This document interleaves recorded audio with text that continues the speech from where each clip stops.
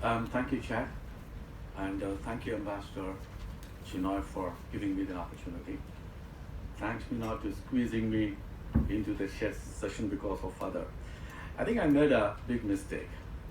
I think I should have spoken before Dr. Sami Al-Faraji, because he was speaking from the heart. There is no way I'm going to come anywhere near what you have done. The other problem is the panel yesterday was unbelievably set as standards, the very first panel, and I think one can only hope that, we can try to do some justice to being in the same conference. And the multi-layer conflicts, I'm going to talk very telegraphically the big picture and largely only the political part of the conflict, because economy is not my field of interest. Even my own personal finances, I make a mess out of it. I always have a deficit on a monthly basis. If you look at it, there are three types of players. Some of the civil societies, the state actors, and the non-state players. In some of the cases, it is backed by the state. If you look at them, you will have conflicts at three broad levels: the internal, the interstate, and the regional. And if you look at the internal conflicts, which is the theme of the conference today, the Arab Spring is a rather disappointing one. The kind of hopes and aspirations people had just 10 years ago did not materialize, at least in the Gulf part of the problem.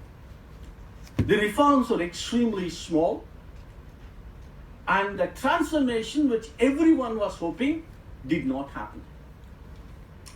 The monarchies seemed to survive the situation with very little political compromise or concessions.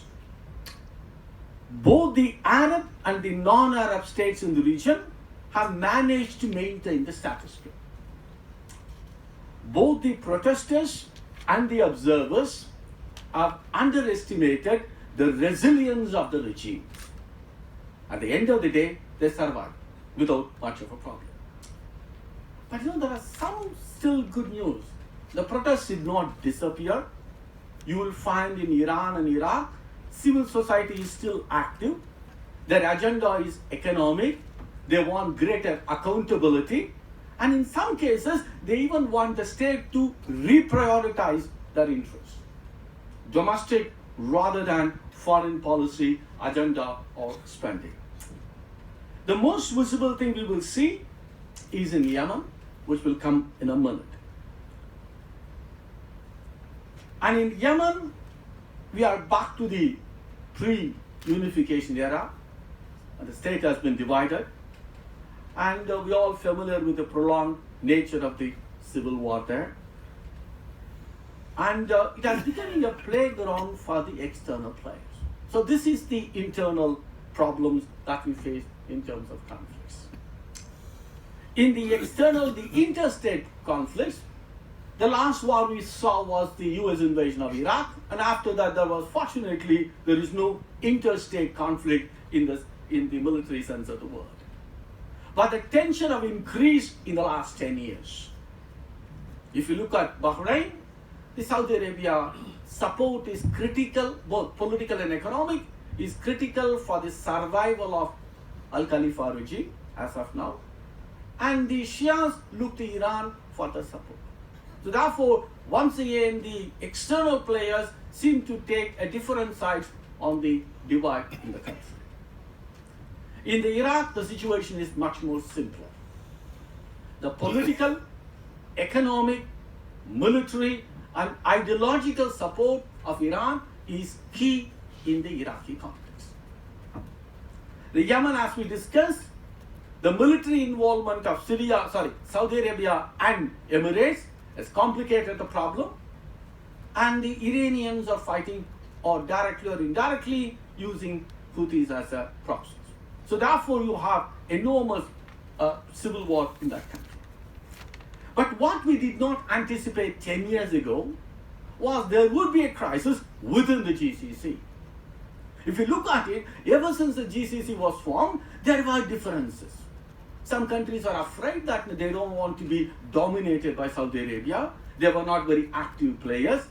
Countries like Oman was trying to follow within the limits an independent policy. But the differences are always there. They somehow managed to overcome them. It never reached the boiling point.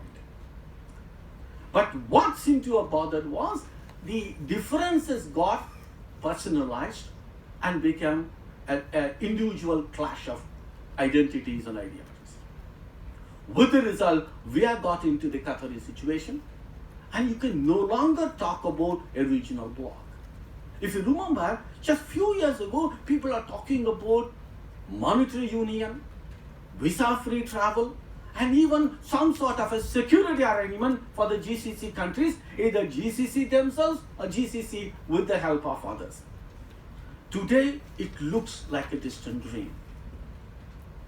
And people are talking about political isolation, economic boycott, travel restrictions, and even social boycott. And even they are even contemplating a physical isolation of Qatar. You know, until recently, you had all these things only in the context of Israel. You never imagine one Arab neighbor will do all these things against another Arab member of the same group. But somehow, Qatar has managed to survive.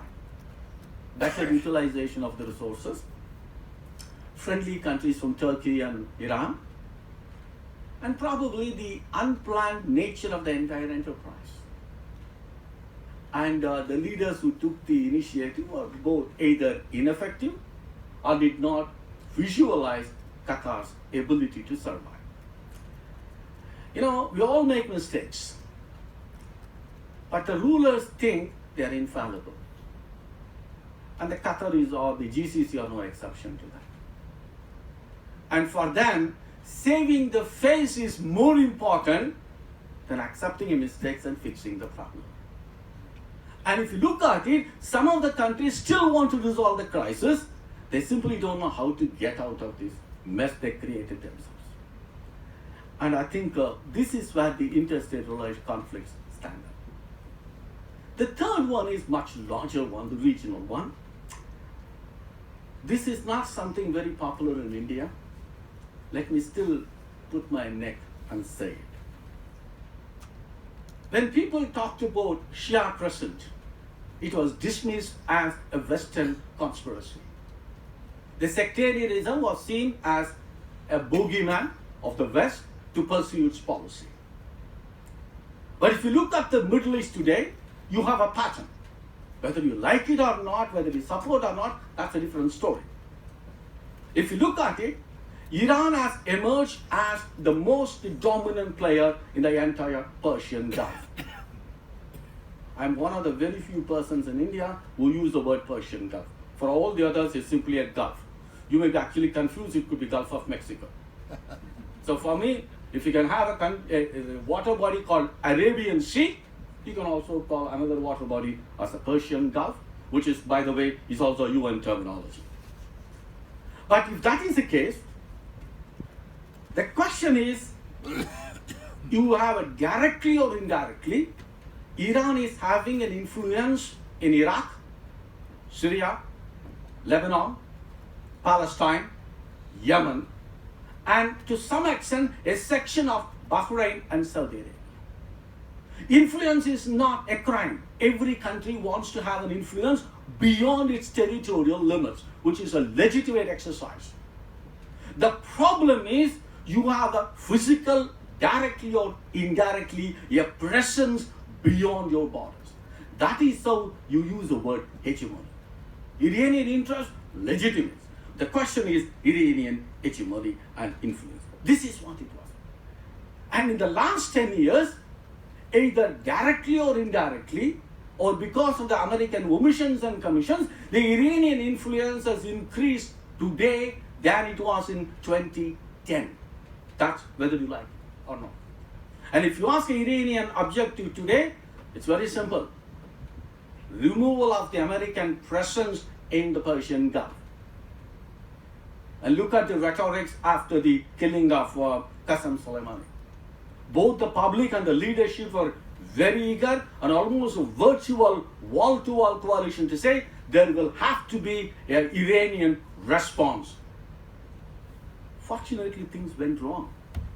All it took was, nobody ever thought a shooting down of a civilian aircraft will actually remove all the Iranian options. When the Soleimani's funeral was taking place, we were sitting in IDSA looking at what are the possible things which can go wrong. Iran can respond against the US, in the United States, in the region, against the American friends, either directly or proxy-wise. All options we were discussing. We never visualized an Iranian action of shooting down a civilian aircraft will completely put Iran on the back foot. And I'm very positive that if that aircraft was not shot down, today we'd be seeing the entirely different Middle East. I think that is the kind of situation it is there. And people often refer about inclusivity. Absolutely. There is no doubt about you need to have everything inclusive. But there is one big difference. If you look at the Indian stories, a lion wants peace, a goat also wants a peace. For a goat, peace would mean, leave me alone, I want to be alive. For a lion, goat in my stomach. So the definition of peace always differs depending upon the context. So what we see in the Iranian context is none of the Arab countries, individually or collectively, are capable of coming and standing up to Iran. In a real sense of the word, the power asymmetry is very real. And therefore, the Arab countries do not have the capacity to negotiate with Iran. And therefore, they always look to some external support. And for the same reason, Iran doesn't want any external support to any of the Arab countries. Why don't we talk to each other? And therefore, for Iran, it is talking from a position of strength. And therefore, it doesn't want any external power to be present in the Persian Gulf or beyond. By the way, the Iranian opposition to external presence in the Persian Gulf also applies to India. It is not that only they are against only the American presence, they also don't want India to be present in the Gulf if you come to be in the aid of any of the Arab countries. I think that is where we need to look at it. So when we say the inclusive dialogue or approach to the region, we need to recognize the power asymmetry between Iran and its Arab neighbors. But in spite of all of them, there are some silver lining. Things are not actually bad in the last 10 years. You will see Iraq is slowly getting into a better position than it was 10 years ago. And then now the civil society is talking more about social and economic agenda. They're no longer talking about sectarian agendas of the past. Monarchies have survived, contrary to all the expectations or hopes people had. You can see incremental changes in some of the countries. Only a couple of months ago, you find a woman being appointed as a finance minister in Kuwait. And you will find changes happening in Saudi Arabia. The transition in Kuwait was relatively smooth. And for the first time, you will have a minority had a head of a state in Iraq since 1992. The tradition has continued. You'll never find any other country where a minority population, Lebanon is an exception. As you said in India, this is the general rule, Kerala is an exception. When you say in the Middle East, this is the general rule, Lebanon is an exception. But otherwise you will find a minority population, a minority being head of the state in thing. And the last one on this thing is, you can see a perceptible decline in the American influence in the Gulf, which would actually, you may say it's a bad news, but it is extremely good news for India. So when you want to play a role, we need to look at things are loaded against you. You have to start your journey by yourself, not on piggybacking on the US. But then, what are the flip side of it? Just only three. The women empowerment has not happened, in spite of all the expectations we're talking about. If you look at except the Emirates, but if you look at other countries, the women empowerment is not there. The cabinet in Iran and Saudi Arabia do not have a single woman as ministers. And if you look at the Iranian context, all these senior positions of the institutions do not have women as a right president, supreme leader, you can name them. The process of democratization has been extremely slow. So it was very gingerly happening here and there, but the anticipation of the Arab Spring that there would be a transformation simply did not happen in the Persian Gulf. The final one, which probably all of us will have to look at, is that you do not see any moderation in the Iranian position in the last 10 years. Whether you support the Iranian position or not, that's a different story. But the question is, when you are outside the Persian Gulf, you simply cannot ignore Iran is seen as an intimidating threat to the neighbors.